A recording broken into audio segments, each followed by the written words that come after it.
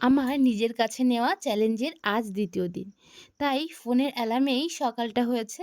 আর এখন বাজে ওই ৫টা ৩০। কাল একটু কুড়েমি করে ৫টা ৪০-এ উঠলে আজ কিন্তু সকাল সকালই উঠেছি। উঠে এদিকে সকালে এসে ওয়ার্কআউট শুরু করেছি। আর জানো তো, কাল একটু ওয়ার্কআউট করার জন্য হয়তো গা হাত পাগুলো ব্যথা হয়েছে।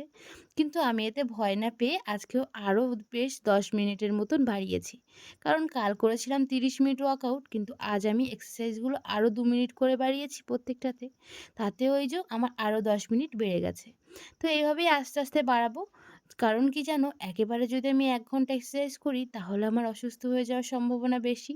আর যেহেতু আমার মামা আমার সঙ্গেই থাকে, তাই ওকেই আমার দেখতে হয়। তাই কখনো নিজের শরীরটাকে খারাপ করে তো এক্সারসাইজ করা যাবে না।